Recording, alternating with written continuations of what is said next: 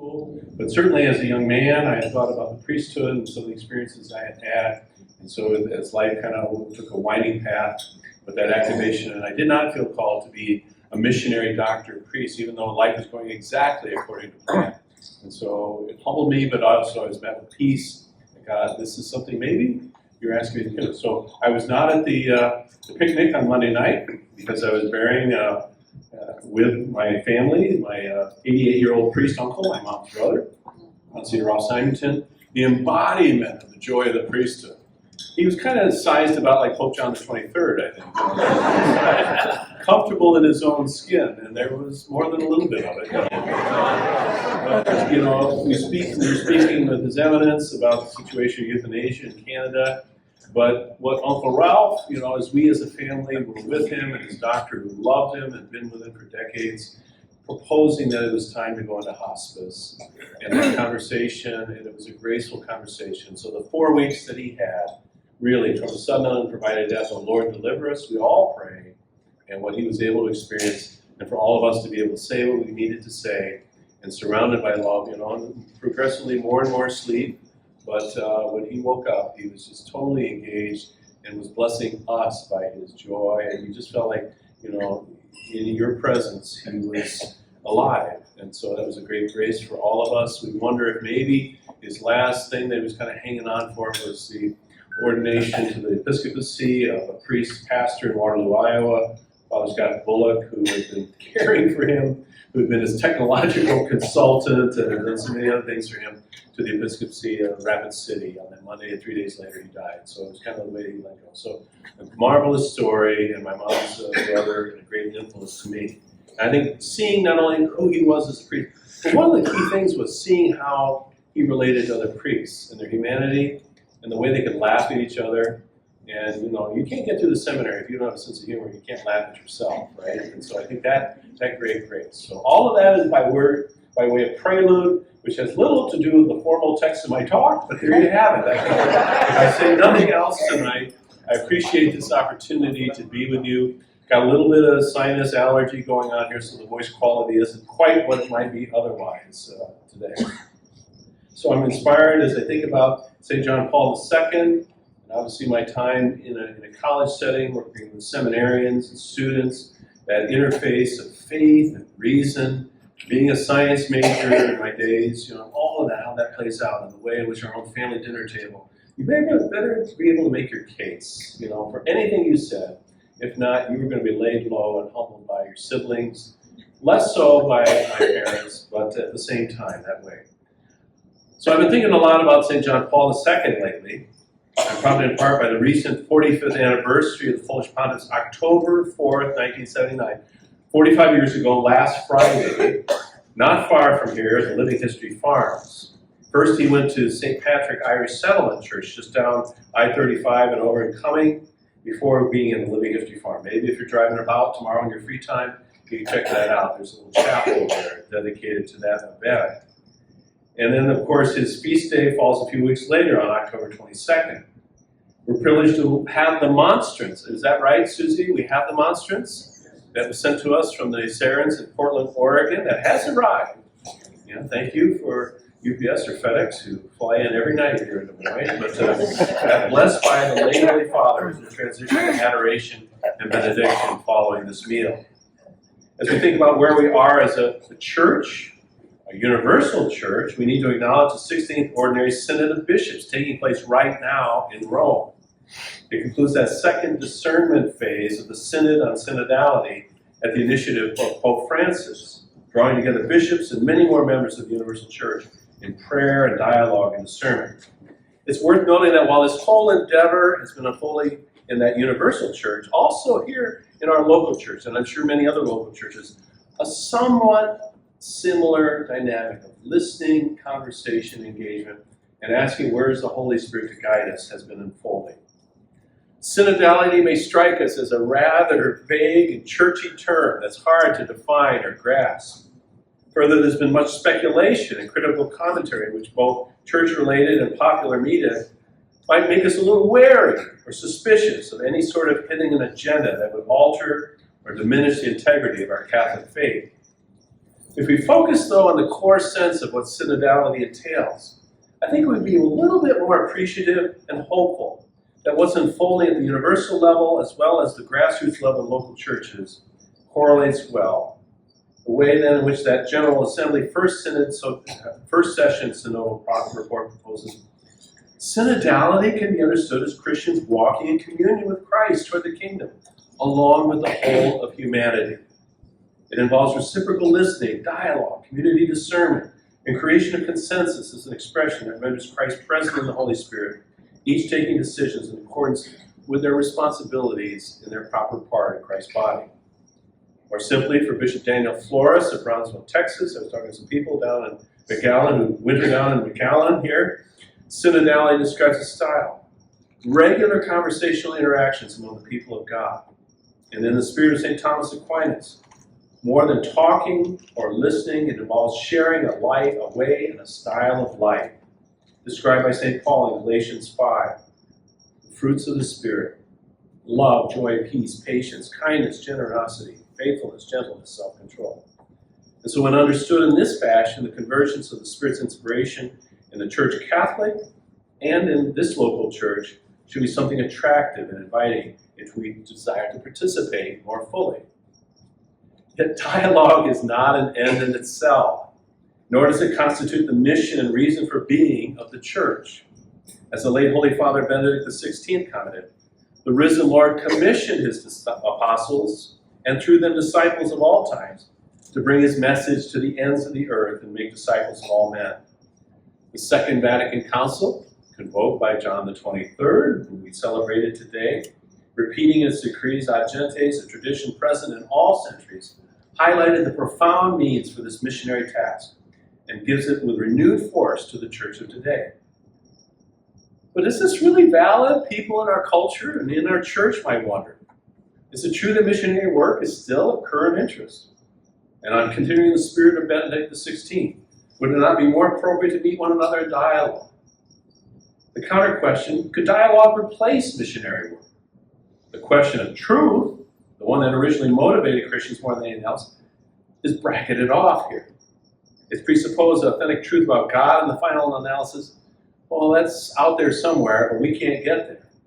And the most we can make present is only to use a variety of symbols. This renunciation of the truth, says the Holy Father, seems realistic and useful for peace, but it's lethal for the faith. Indeed, the faith loses its binding character and its seriousness if everything is reduced to interchangeable symbols, referring only from a distance to this inaccessible mystery. Back to St. John Paul II. As a young man in Poland and provincial priest and bishop, Karol Wojtyła experienced from both sides the oppressive forces of both Nazism and Marxist-Leninist communism. He witnessed firsthand how the enemies of truth seek to snuff out life and compost cultures. Nature cannot stand a vacuum.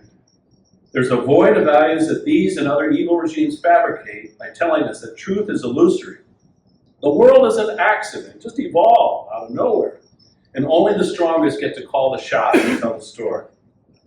To arrest this death spiral, concludes the eventual Polish Pope, more than military might, the world needs servants of the truth who witness to reality, a reality encountered in our sense experience, in reason and faith, in science, philosophy, and theology. In his encyclical Fides et Ratio, Faith and Reason, John Paul reiterates the dignity of reason in concert with faith. There's no morality without freedom, and though we all have our own journey to our search of the truth, there's an obligation to seek it and adhere to it once known. Of course, not everyone's in lockstep to ultimate questions regarding good and evil, death and destiny, justice, punishment, and the prospect of mercy. It wasn't long ago, an Atlantic magazine profile of Arnold Schwarzenegger recounted his interview with Howard Stern, who asked him on the air where he thought we all go after we die. The truth is, says the Terminator, we're 6 feet under, and we're going to rot there. Some other authority gets to play the Terminator, and on a schedule they're choosing. Schwarzenegger was not afraid of death, he added, I'm just unhappy about it. For his part, John Paul II refers to that attitude of nihilism, that nothing ultimately has any meaning. He observes in Fides et Ratio number 90, it should never be forgotten that neglect of being inevitably leads to losing touch with truth, and therefore with the very ground of human dignity.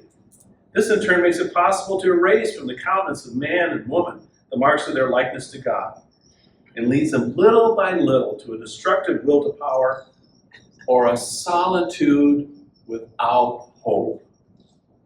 Once the truth is denied to human beings, it's pure illusion to set them free. Truth and freedom either go together hand in hand, or they perish in misery. Too many people, maybe we know some, maybe we've been tempted that way in our own lives recently or in the past, find themselves mired in a solitude without hope. Thanks to the climate on many campuses, to social media and unbridled technology, and to unwarranted medical interventions. Let's expose a few of these unfriendly forces. All their big words, we'll steamroll through it. Absolute autonomy, the sense that whatever works, we'll do it, and license to remaster ourselves in our own image, aided and abetted by technology. I'm encouraged that some of the local Catholic hospitals have erected some boundaries to certain interventions from those experiencing gender discordance, even as there's some national reportage saying maybe they didn't always hold that line. But if they didn't, they know they need to get there quickly.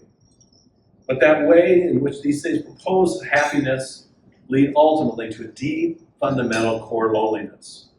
And that's what the U.S. Surgeon General, Dr. Vivek Murthy, in his advisory study report last year confirmed on the epidemic of loneliness and isolation. Social disconnection and loneliness caused by several factors was not surprising, but it's still sobering. I won't summarize the whole study, you can thank me for that, but the measurable effects of loneliness and isolation are stark. The increased risk of premature death by 30%, which exceeds the rise for premature death caused by smoking up to 15 cigarettes a day. I had a few cigarettes when I did Tassel with Corn, but I decided that wasn't for me. Half of U.S. adults in 2022 reported experiencing loneliness, which follows when one learns that only 39% feel closely emotionally connected to others. And while persons over age 65, maybe a few of us in this room, might be suspected to have the highest incidence of loneliness, it's young persons. For persons 15 to 24, time spent in person with friends has been reduced by nearly 70% over almost 2 decades. You can't attribute that solely to the pandemic, a decrease of 20 hours a month. The social network response indicated that roughly half of Americans had 3 or fewer close friends, as opposed to only 27% in 1990. What's striking, though, in this study sponsored by an administration that isn't always friendly to Catholic attitudes, corresponds quite readily with claims about human identity and flourishing proposed in our tradition. Human beings are inherently social beings. Relationships with each other and active participation in society are essential aspects of our human nature. And Dr. Murthy commends those who belong to a community of faith with diverse members, because that's a salutary factor contributing to human health and well-being. St. John Paul in Fides et Ratio comments, human beings are not made to live alone. From birth, we're immersed in traditions which give them not only a language and a cultural formation, but a range of truths which they come to believe almost instinctively. John Paul, the late Cardinal George, what is culture? It's the realm of the human as such. It's where we live and move and have our being. The process of coming to maturity implies calling these truths into question. Yes, through critical inquiry, but relying on a broader range of experience and scientific findings from around the world. Hence, says John Paul, the human being, the one who seeks the truth, is also the one who lives by belief. The social capital of trust and empathy, ingredient to social connections, sparks communication and cooperation. And the Holy Father anticipated the Surgeon General. Belief is often humanly richer than mere evidence because it involves an interpersonal relationship and brings into play not only a person's capacity to know, but to entrust ourselves to others. I had a wonderful checkup visit with my cardiologist this morning. He's Dr. Rick Martin, Filipino doctor, tremendous cardiologist. I don't get any promotional compensation. He wanted to go to the Divine Word Seminary in the Philippines, but he couldn't afford it, so he went to medical school. Believe it or not. And he's tremendous. He's just tremendous. He's a scientist and a human being who is doing work that connects him with Oxford and other places around it. So he brings it together, but he's a true believer as well. For Christian believers, trust finds its source and end in Jesus, whose divine mercy is revealed in his self-emptying on the cross, which makes possible the gift of himself in the Eucharist. The late Monsignor Luigi Giussani, founder of the Communion Liberation Movement, says there's a gesture in which this presence of Christ, which forgives, which constitutes the excelling of the instant so that it does not reduce to the past, this gesture which in this presence embraces and forgives, relaunches the present and the beginning of a history without end. And that's the sacrament of the Eucharist. The mystery of forgiveness and resurrection encircles and enfolds our activity. It purifies it. No matter how small it is, it's connected to the eternal. The Eucharist, as for some of you, going to daily Mass is so important. It's the sign of a mystery of the resurrection, which makes the otherwise incomplete human reasonably acceptable. The largest sign of that which makes my life, our lives, a history of truth and love. A couple of years ago, not without a little bit of controversy more in the public than actually among the college of bishops, the bishops in this country, in their pastoral statement, the mystery of the Eucharist and the life of the Church, emphasized the deep reality of Jesus present to us in this saving sacrament. And I quote, "The reality that in the Eucharist, bread and wine becomes the body and blood, soul and divinity of Christ." We all probably have that formula memorized. Without ceasing to appear as these, to our five senses, is a central mystery of our faith. The faith is a doorway through which we, like the saints and mystics before us, may enter into a deeper perception of the mercy and love manifested in and through Christ's sacramental presence in our midst. One thing is seen broadly with our eyes, as today at St. Francis of Assisi. Another reality is perceived through the eyes of faith. The real, true, and substantial, and that's a term I want to accent for a moment, is the most profound reality. St. Paul VI said this presence is called real, not to exclude the other real ways in which Jesus, but to indicate presence par excellence, because it's substantial, and through it Christ is present, whole, and entire. In contrast to this language of substance and transubstantiation, the late Pope Benedict XVI is not afraid to invoke reason and modern science. I think he's a bona fide theologian, right? I think his street cred is good, right? To express deep theological realities in terms that are not identical, but I say are congruent with the long-standing doctrine of the Church regarding our participation in the mystery of the Eucharist. In his last writings, he says, just as the risen Lord didn't simply return like Lazarus or others, he belongs to a new world of the resurrection. So it happens with offerings of bread and wine. To use an image, we can say that something like nuclear fission happens, by which means the body of Jesus lives again in a new way. That transformation of the created realities of this world, bearing mysteriously the real form of the risen Lord. And then he goes, and this is the heavy lifting in my talk, and then it'll get lighter, okay, all right? But he says, the concept of substance, which previously had been applied, substance, birds, bees, grass, things that we can identify, right? Things that seem to have their own identity. You know, the elements of the periodic chart. But we know our physicists and our quantum physicists, they keep going lower and lower, right? The particles we can't perceive, right? So that's the reality, right? And that goes back, a few centuries. The guys at the back table, they can say, yeah, all right. But that way in which, as the Holy Father says, molecules, atoms, elementary particles, even these are not ultimately substance, but structures of relations. The fundamental category of all reality is no longer substance, says Benedict, but relation. For our faith, God himself is relation. God is relatio subsistens. And so this Eucharist then, the question about what I receive, we let ourselves be taken up by the Lord Jesus into the dynamic of this person and inserted into a new world. The way then in which classical physics connected the concept of substance to ultimate units of reality doesn't carry as much cachet as it once did. Being is relation. A physicist summarized the situation this way. The classic doctrine of the Eucharist persuaded the reality that reality and quantity do not coincide, but nevertheless is reality anyway. Okay, hang in there, we're almost through this part, okay? Compare substance, transubstantiation, and relation language in trying to express the mystery of the Eucharist with the reflections of Italian theoretical physicist Carlo Rovelli in his 7 brief lessons on physics. He recounts, and he's talking about the internal historical things within physics, all right? I've got a brother who's got a doctorate in physics, but he's working as a CFO. He's left physics aside. Okay? A university student attending lectures on general relativity in the morning and others on quantum mechanics. So we got relativity and quantum mechanics. Might be forgiven for concluding that his professors are fools or no longer communicate with each other. Well, I was in an academic division. Yeah, a lot of professors didn't always talk to each other. But anyway, that didn't happen. In the morning, the world's curved space, where everything's continuous. In the afternoon, it's flat space, where quantum energy lead.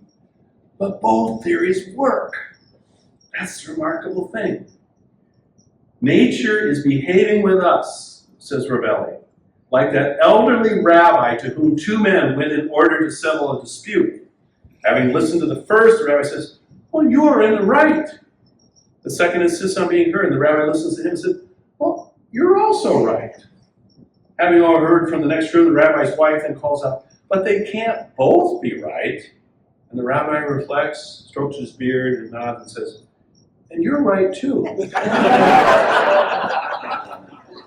Substance, relation. In the same vein as Pope Benedict, the late aerospace scientist, priest, professor, and theologian, Monsignor Lorenzo Albacete, has described the Eucharist as the unfolding relationship between Jesus and the Father.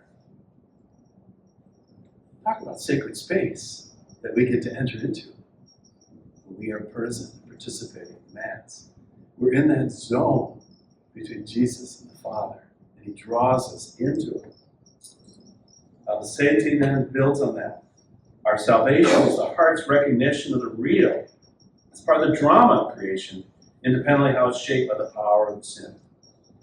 The question then, so now what? Where does this Christ, where does this happen? If there's a connection between Christ and the real and they're inseparable, then any increase in our sense of where Jesus is deepens our appreciation of the world, the sense of the other. One who then experiences the presence of Christ will make you passionately fascinated by what's real. The little flower. Well, not just St. Therese, but any little flower, right? The cosmos, all other things. For some of us, the world of college football. Yeah. Even accounting at Merrill Lynch. Talk about foreign language. Okay, if you know that, if you follow that with passionate fascination, the path will lead you to Christ. Pursuing the path of your interest will lead you to Christ. We've got only a few young people here. But when you come to believe that, how liberating that is. You don't have to fear your heart, you can go there. Albacete refers to Giussani's exposing, though, on the other hand, a kind of competing tendency that the world imposes on us, the reduction of desire. There's a recognition that it demands more. Our hearts are unquenchable for certainty and for truth, and that this cannot be found in ways of thinking if we bracket out or cancel the religious dimension. Without it, truth becomes just the convictions of the powerful. The reduction of desire. And here's a little anecdote that's a little long, but okay, and then I'll build on a personal one, okay? Heather King cites Albacete when he went to a college campus. It had to be Notre Dame or Fordham. That's just my name. He doesn't name it, right? A student was driving into a university building, a residence for priests, where he's supposed to spend the night. They arrived and he spotted a parking place in front of the residence with a sign reserved for residents. Yeah, Albacete was kind of like John the 23rd, and my uncle in terms of his size, okay? Parking right up front. But to his surprise, the student drove right by and went off to a public parking lot that seemed to the bulk of his person to be miles away. Oh, no problem for her. She was thin and small and could cover the distance, but it was for me. Did you see that parking place back there? She was like, yes, but that's for priest residents. And like Evangeline said, wait a minute, we're just dropping off luggage here, and I'm a priest resident of the building tonight. I have a right to it. Papa said he acknowledged maybe his argument might have stretched the point. But what shocked him was that she wasn't even attracted by it. She had no desire to park nearby. He told her, you suffer from the reduction of desire. She didn't park up front because of the educational system, with laws and punishments for breaking the law. Just accept your spot. And of course, I think, in the wake of Gaza, probably the pendulum has swung to the other point, right? What's happening on college campuses is probably going the other way, right? Where kind of anarchy can prevail. And, if certain columnists and others, are to believe, not everyone who was out protesting really had any kind of moral conviction or commitment to the political situation. It's what you do, because everybody else is. And yet even that, isn't that a new kind of submission and an abdication of one's own right of conscience and the responsibility to pursue the truth? This is how power remains in power, by reducing our desire. I'm so glad as I read that story that my late uncle, the last time this guy who always wanted to go to Notre Dame, I drove him to the campus for one last football game. Was it 10 years ago when Notre Dame and Stanford went 4 overtimes? Okay, we got there late at night. The gate was down. We wanted to stay at Moreau Seminary. How are we going to do this? So I just drove around on the sidewalk and on the yard, and we made our way to the room. My desire was tenacious. Wilfred Stinnison, Carmelite, identifies a different form of power, the power of love, that awakens rather than reducing desire. It's not due only to the divine power of Jesus that transformation is possible, because as a man, he loves us with a love that is ecstatic. It slips beyond itself, dying to himself to live for us. Present in the Eucharist is the living Lord who wants to be our life, to inspire not only our reception of communion, but our actions, acting through us, to be that one then who loves radically as boundlessly as Jesus, possible only when he himself loves in us. That's the experience of the Eucharist that God graced me with as a boy, that after the path of some other years, that was the ultimate reality. This is real. I was talking to Father John Ricardo, Acts 29. He had a similar experience. Didn't mean right away he was going to become a priest. But that's what we need to afford our young people, to have those experiences, and are doing in so many places, those moments of encounter. The rise of adoration. I was talking as I went to confirmation in Winterset, Iowa, not far from here. Birthplace of John Wayne, okay? A young woman, she says, yeah, I went to adoration. I was like, yeah. And then my sponsor asked if I wanted to go back, so my sponsor came with me. What will that set in motion for her? She senses there's something real, available to the senses, but far beyond it in that beautiful way. It just so happened God served it up to me. I got a little letter today from a young woman. This is only maybe some of the Dolores connections, only 1 or 2 of you here. But she wrote to me, Dear Bishop Joensen, I've received your letter. Thank you for your prayers, especially at Mass. I feel the graces of the daily Masses at Loras College. July 25th was the happiest day of my life. I'm so thankful to be the Lord's spouse for all my life. I prayed for you and others. The sister you met at the Eucharistic Congress is now on mission with me. 3 of us teach at Our Lady of Mount Carmel, and 1 other sister is our principal in the Diocese of Richmond, Virginia. I'm so glad you were able to go to the Congress. We sent 450 sisters.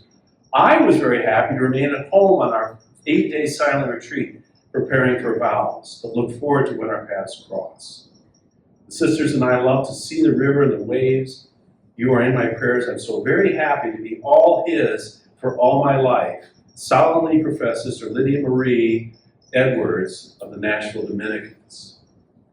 That's an activated heart.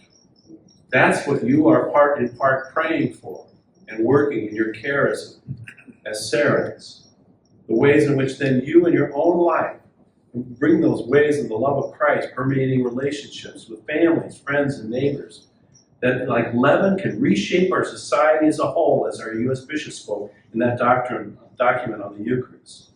A love then that mirrors and brings forward the role of laity like yourselves to transform our social relations, to not be wary of each other, to not be disconnected, but to go out of our zones of comfort and to again risk trusting each other to be truly present. For us in the Diocese of Des Moines, we aim to sow God's Spirit, cultivate connections in Christ or moments of encounter, nurturing friendships, civic friendships, and sometimes more deep felt spiritual friendships with each other, and ultimately communion. The last word I'll give to Benedict XVI, we proclaim Jesus Christ not in order to gain as many members as possible for our community, but we would welcome that, much less for the sake of power, because we've experienced this joy given us. We've encountered him in the depths of our being, and in that encounter we receive the gift of truth and love and joy. Talk about an act of faith that's eminently reasonable. Thank you for your attention.